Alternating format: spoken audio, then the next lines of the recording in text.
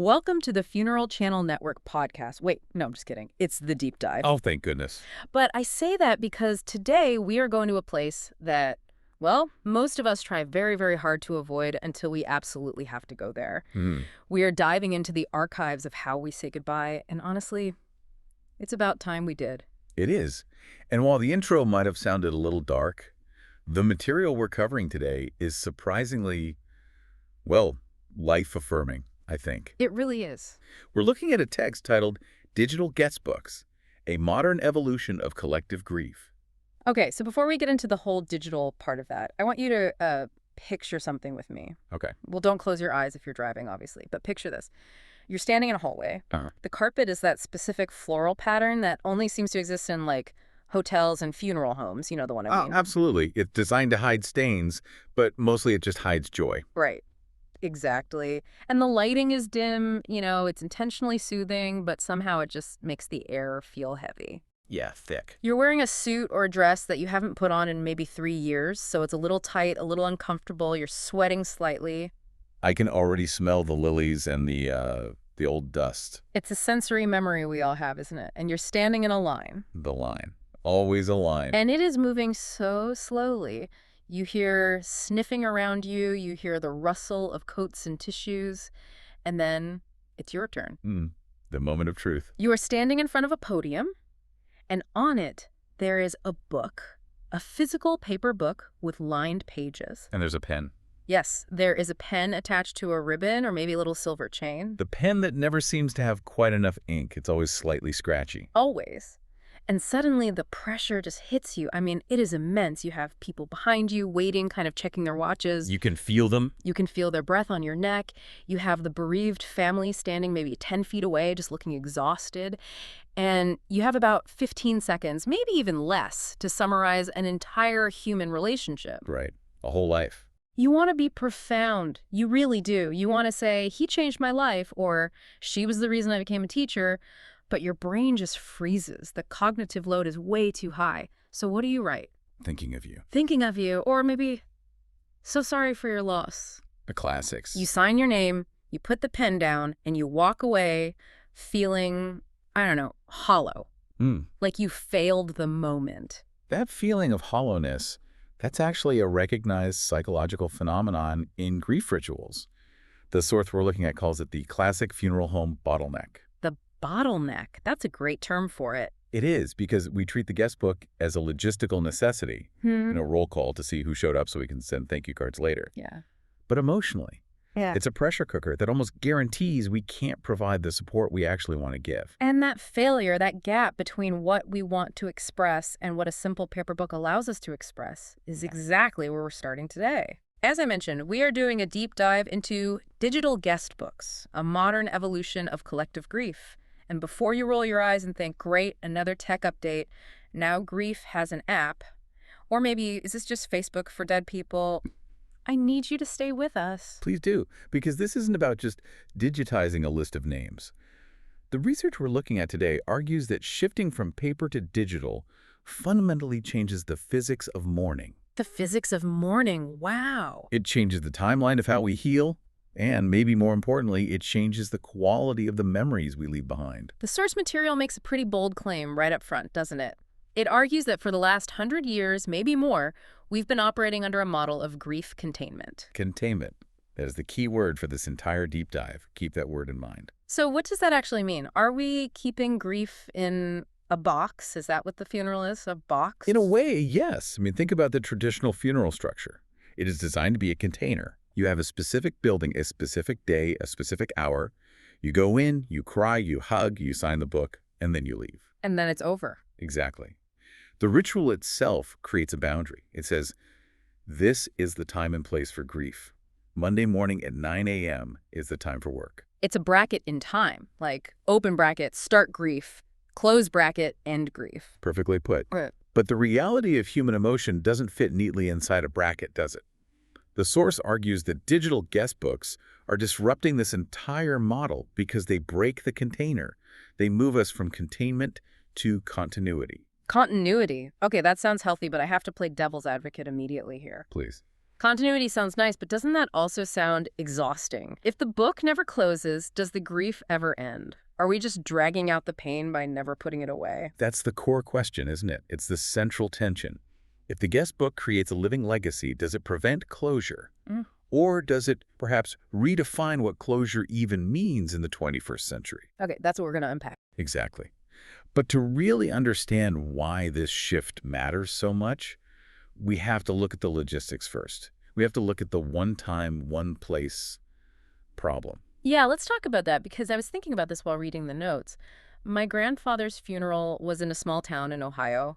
Most of the family was there. It was easy. Everyone lived within an hour's drive. Right. But today, Mm-hmm. I have a brother in London, a cousin in Seattle, and a couple of friends who are basically digital nomads living out of vans in different national parks every week. The village model is dead. That's the reality the source highlights. Historically, the funeral worked because everyone who mattered to that person lived within a, say, 10-mile radius. They were geographically contained. The community was contained. If the church bell rang, everyone could hear it. Everyone could walk there. The container of the funeral worked because the community itself was contained. Now, if the church bell rings, my brother in London definitely does not hear it. Yep. And even if he gets the call, can he drop everything, find and pay $2,000 for a last-minute flight, and get to Ohio by Tuesday? Often, the answer is just no. Yeah. It's not financially or logistically possible. And this creates what psychologists call disenfranchised grief. Disenfranchised grief. Break that down for us. That sounds like a legal term, like you've lost your voting rights for grief. It sounds technical, but it's deeply emotional. Disenfranchised grief is basically any grief that isn't publicly acknowledged or socially validated. So because you're not there. If you can't attend the funeral, you don't get the catharsis of the ritual. You don't get to see the body. You don't get the hug from your aunt.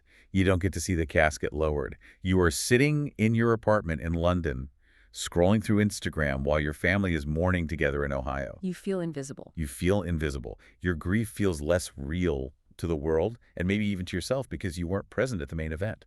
And the physical guest book reinforces that invisibility, doesn't it? It's the record. If you aren't in the room to hold the pen, your name isn't on the list. You effectively weren't there. Correct. The paper book is, at its core, an attendance record. And if you aren't in attendance, you don't exist in the formal record of that person's death. So the digital guest book solves the attendance problem, obviously. That's the easy part. That's the surface-level fix. But the source argues it does something much more important. It solves the problem of the silence. The silence. Oh, man. I think everyone who has lost someone knows this one intimately. It's the part nobody ever warns you about. It's the period about 2 weeks after the funeral.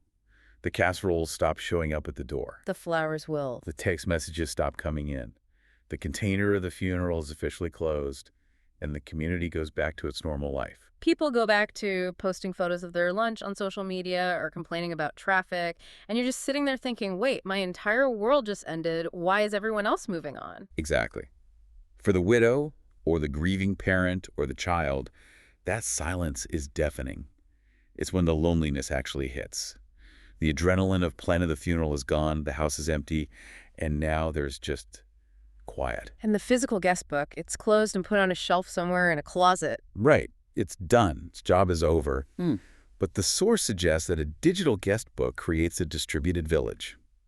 Because it is accessible globally and perpetually, it means that cousin in Seattle, who couldn't get time off work, can log in 3 days later or 3 weeks later or 3 months later and leave a message. So it bridges that gap in time. It allows the support network to penetrate that silence. It allows the community to trickle in over time, rather than flooding in all at once and then completely evaporating. It means you might get a notification on a random Tuesday, months down the line.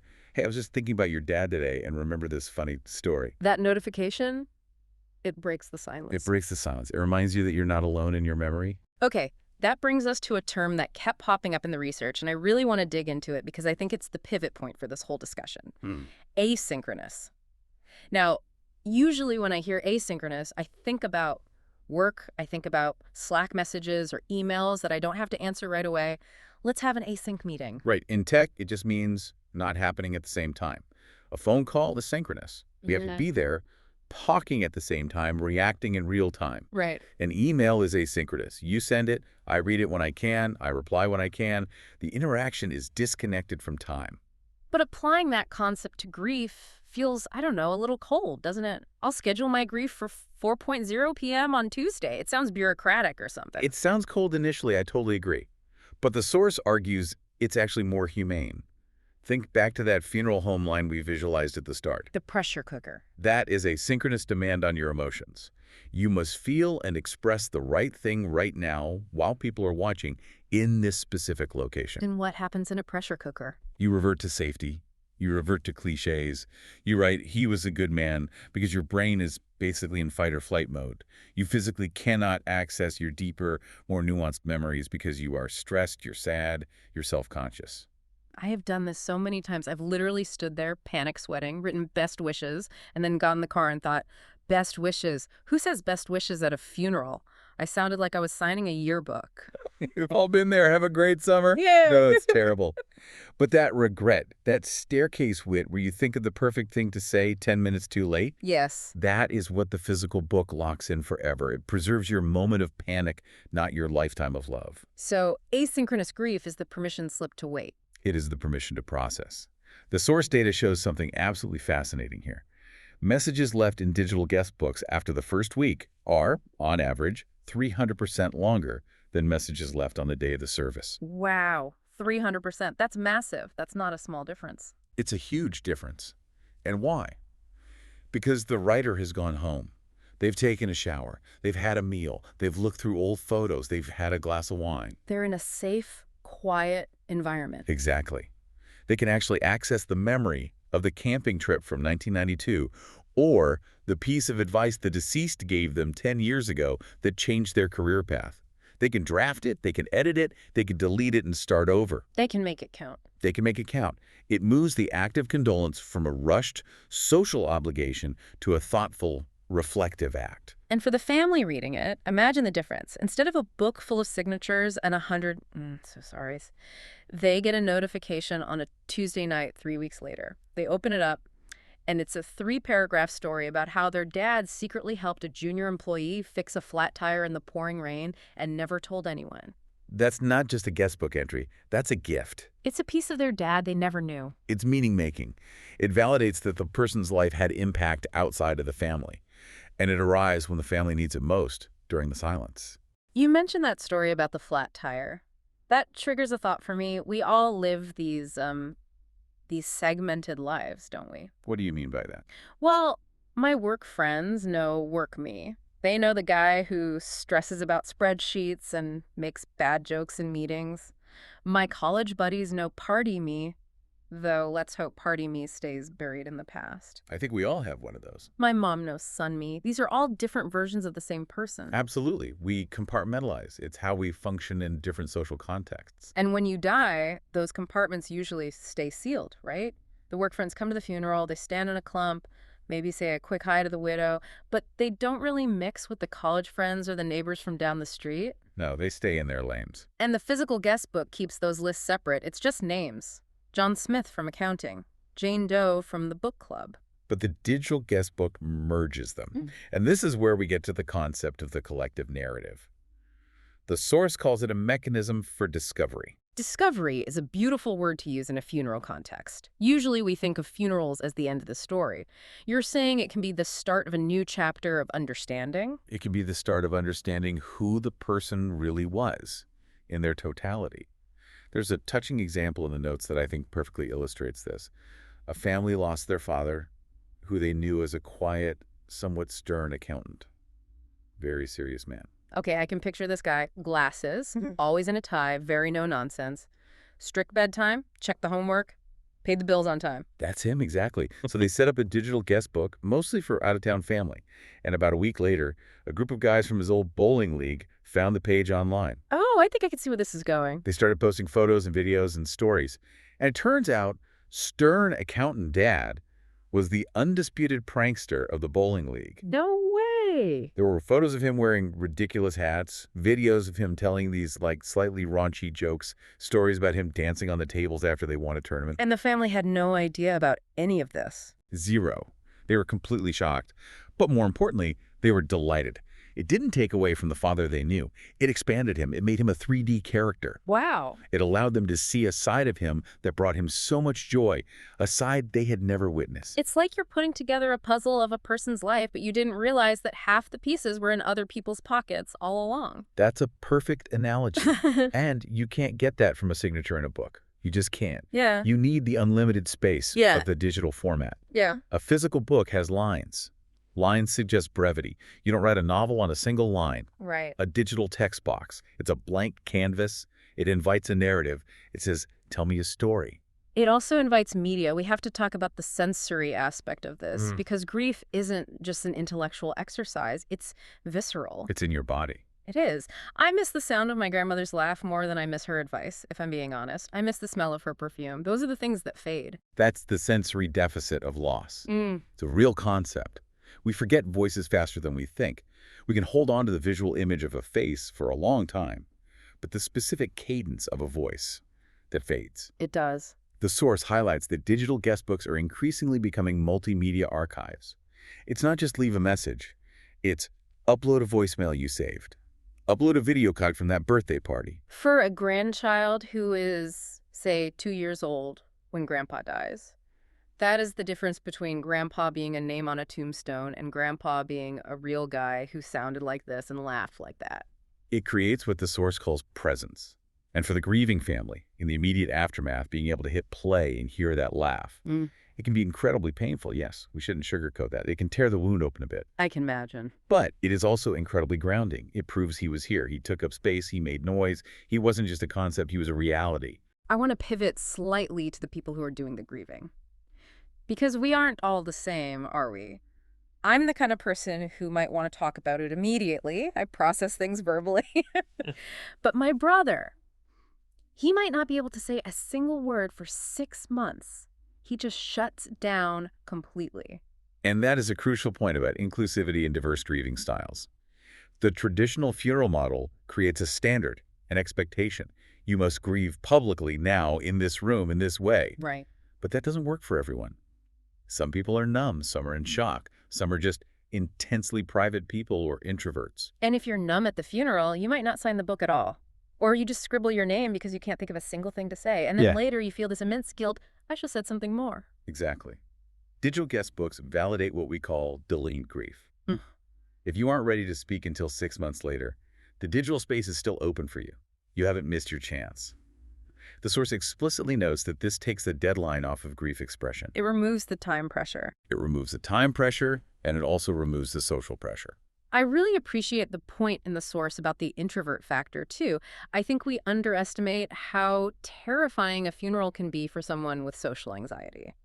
Absolutely. The pressure to perform grief publicly, to go up to the widow, shake her hand, look her in the eye, and say something meaningful and comforting while 50 people are watching. That is an absolute nightmare for some people. It can be paralyzing. Yeah. And what happens when someone is paralyzed by that? They might skip the receiving line entirely. They might just hide in the back and slip out. And then the family thinks, oh, Dave didn't care that much. But Dave cared deeply. He just couldn't handle the performance aspect of it. So the digital book gives Dave a channel. It gives him a safe, private space to express that deep care without the performative pressure. He can do it from his own couch at 2 a.m. Exactly. Ethical design in these digital spaces often allows for anonymous submissions or just short messages without the social pressure of having eyes on you. Yeah. It allows people to participate on their own terms, in their own time, in their own way. Okay, I'm sold on the benefits. I really am. It makes so much sense. Yeah. But I'm also a realist. And we are talking about the internet here. Right. And the internet is, well, it's the internet. It can be a wonderful place, and it can be an absolute cesspool. It is a chaotic place, for sure. If you open up a public page for comments on something so sensitive, aren't you just inviting disaster? What about trolls? What about bots trying to sell crypto on a memorial page? Or even just good old-fashioned family drama? This is the critical section on ethical stewardship. And the source is very, very clear on this. You cannot just throw up a web page and walk away. A digital guest book requires a guardian. A bouncer. You need a bouncer for the funeral. Essentially, yes, though we call it a moderator. The horror stories of, malicious attacks are rare, but they do happen. The source mentions instances of grief bombing, where trolls target memorial pages just for the cruelty of it. That's awful. It's the extreme end. But what's far more common is just awkwardness or inappropriateness, Like the ex-girlfriend showing up in the comments with a novel about their relationship. or the estranged uncle who decides the comment section is the perfect public forum to air a 20-year-old grievance about a loan that was never repaid. Oh, yikes. R.I.P. Uncle John. Also, you still owe me $50 for that lawnmower. Exactly. That is not what the widow needs to read on a Wednesday morning while she's having her coffee. That's emotional violence, frankly. It is. So the technology must have moderation tools. The ability to approve comments before they go live is, in my opinion, non-negotiable. It has to be there. So it's not a free-for-all. It's a curated garden, not a public park. It has to be. Emotional safety is paramount. The source suggests that families designate a digital steward, usually a tech-savvy friend or a slightly more distant relative who isn't in the absolute depths of primary grief. That's so smart. Don't make the widow or the grieving child do the moderation. They shouldn't have to be the ones to read the bad comments in order to delete them. Right. Ask the cousin to do it. Hey, can you just keep an eye on the page for us and filter out the crypto bots and the crazy ankle? Yeah. It's a tangible, concrete way to help. We always ask, what can I do to help? And usually the answer is nothing. This is a real answer. Be the bouncer. Be the steward of the memory. Be the steward. That actually solves a problem I've always had, which is that I want to help, but I don't know how to cook a casserole. I'm a terrible cook, but I can moderate a comment section. I can do that. It gives people with different skills a role. Mm-hmm. And it also touches on privacy. Is this book public for the whole world to see? Or is it password protected for friends and family? Families need to have that conversation and decide. And the platform itself matters. Hugely. They need to choose a platform that guarantees long-term accessibility. You don't want a startup that's going to go out of business in a year and take all your memories with it. That's a nightmare scenario. Error 404, dad not found. Precisely. You need to look for established providers. The source specifically mentions the funeral program site as an example of a provider that emphasizes bridging the gap between the physical and digital, ensuring that the data is treated with dignity and, crucially, with longevity. Okay, so speaking of bridging that gap, Mm-hmm. how do you actually get people to use this thing? Because I can see my Aunt Linda being very confused. Wait, I thought I signed the book at the church. Why do I have to do this online thing now? The invitation, the tone, matters immensely. You don't want it to feel like homework for the guests. Please complete the survey about your memories of the deceased by Friday. Laughs. Yeah. No, exactly. The source advises using gentle, guiding prompts. Instead of just a blank text box that can be intimidating, you ask a simple question. Like what? Like, what is something you'll always remember? Or, what's a story that makes you smile? Or, what made him laugh? It guides the user and lowers the barrier to entry. It gives them a starting point. Yes. And in terms of timing, the most effective suggestion is to include a QR code in the funeral program itself. Ah, the QR code. The hero of the pandemic. It's everywhere now. Even my grandmother knows how to use a QR code to see a restaurant menu. It is the universal bridge between the physical and digital worlds now. And in this context, it sends a very specific message. It tells people, you don't have to do this right now. Oh, that's key. You can scan this, take the program home with you, and access it later when you're feeling reflective. It preserves the sanctity of the service. No one is on their phone during the eulogy, but it extends the invitation beyond the church doors. And this brings up a really interesting point from the text about the intersection of the physical and the digital. We aren't saying throw away the paper book, right? There's something ceremonious and important about that physical book. No, absolutely not. It's not a replacement, it's an evolution. And the best practice is to integrate them. How so? You can have the digital collection of stories, photos, and videos accumulate over, say, a year. Let all those asynchronous contributions trickle in. And then you can print them.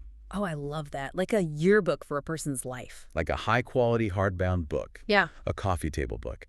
You take the best stories, the most touching photos, the funniest memories from that digital archive, and you print them into a physical keepsake. That feels so much more valuable and meaningful than the traditional guest book. A traditional guest book is just a list of names. This would be a book of stories. It becomes a curated anthology of the person's life, told by the people who love them, rather than just an attendance record. Okay. And because you waited a year to print it, you allowed all the stories to come in, you allowed the bowling league guys to find the page, you allowed the grief to evolve into remembrance. So let's look further down the road. We've talked about the funeral and the few tough months after. But what about 10 years later? Or 20? This is where the source shifts from talking about grief to talking about archive. This is the long-term legacy piece, and it's maybe the most powerful part. In week 1, the guest book is a tool for acute grief. It's for condolences, for support, for I'm sorry for your loss. It's an emergency response tool. Yes. But in year 10, it is a historical archive. It is a tool for remembrance. It's family history, it's genealogy, but with emotion. Think about future generations. Children who were too young to really understand the loss, or maybe grandkids who hadn't even been born yet. They can revisit this guest book years later. They can meet their ancestor through the collective stories of the community. That gives me chills. To be able to go back and see not just a stiff black and white photo, but to read about how your grandfather made his friends laugh until they cried, or how he secretly helped a neighbor fix their fence every spring. It's a way to know where you came from. It brings them into the fold of the family narrative in a living way. And for the immediate family, the book remains an ongoing support system. It isn't closed and stored in a dusty attic box like the paper version. It remains active. So you can go back on anniversaries and birthdays? Anniversaries, birthdays, or just a random Tuesday when you're feeling particularly sad and missing them. You can log in and feel that wave of support and love all over again. And it allows for reciprocal interaction, right? Yes, that's a great point. The family can post updates. Thinking of mom today on her birthday, here's a photo of her favorite flower blooming in the garden. It keeps the community connected to the memory. It keeps the relationship active. That's really the key here, isn't it? The underlying idea is that death ends a life, but it doesn't have to end a relationship. It doesn't. But, and this is a very big but that we need to spend time on, Yeah. we have to acknowledge that this model isn't for everyone. Right. We don't want to be prescriptivist here. We aren't sitting here saying, if you don't have a digital guest book, you're grieving wrong. Section 7 of our deep dive is literally titled, When Digital Isn't the Answer. And it's so important. We have to respect boundaries. The source is very clear. Digital guest books are tools, not requirements. Some families and some individuals prefer closure. They prefer the containment we spoke of at the very beginning. They want the box. They want the box. They want the funeral to be the formal end of the public phase of grief. And that is a totally valid way to process. And for some people, it's necessary. Some people need that box to close so they can function and move forward. Completely. Choosing not to use a digital guest book is not a failure to modernize. It's not being behind the times. It is about aligning with your own emotional capacity and your family's culture. That's such an important permission slip to give people, because the absolute last thing a grieving family needs is another chore on their list. Oh, God, no. You know, I have to file the death certificate, I have to close the bank accounts, I have to sort through their belongings, and now I have to moderate the comments section. That could be too much. It could be. A well-designed book shouldn't feel like a chore. It shouldn't feel like an obligation. Families shouldn't feel they have to reply to every single comment or like every post. It should be a resource, a reservoir of support, not a task list. A reservoir, not a task list. I like that a lot. So let's zoom out here. We've covered a lot of ground. We've gone from the awkward pen on a chain in a stuffy hallway to a global, multimedia, everlasting archive of a person's life. It is a massive, fundamental shift. Yeah. We have moved from a static list of names to a living, breathing global support system. Yeah. The digital guest book honors the reality that love and memory are not bound by a single location or a single day. It really reframes the whole experience, doesn't it? The big takeaway for me is the shift you mentioned at the beginning, from symbolic containment, closing the chapter, to living legacy, keeping the story going. It fundamentally changes our relationship with the departed. It suggests that the relationship doesn't end. It just transforms into something new. Which leaves us with a bit of a provocative thought to end on, I think. If our digital lives are becoming more and more permanent, and now our grief is becoming digital and permanent, It raises a huge question. does closure even exist anymore? Or is that an outdated concept from an analog world? Maybe we've moved into an era where relationships with the departed are designed to be active, ongoing interactions forever. If the guest book never truly closes, maybe the grief, and more importantly, the love never has to be packed away. That is something I'm going to be thinking about for a long time. The end of closure. Wow. Well, that's it for this deep dive into the Funeral Channel Network archives. It was a fascinating evolution to explore. We hope this gave you a new perspective on how technology is touching even the most profoundly human parts of our lives. Thanks for listening. Thanks, everyone. And maybe take a minute today to think about how you're preserving your own memories and the memories of the people you love. You never know who might need to read them 10 years from now. See you next time.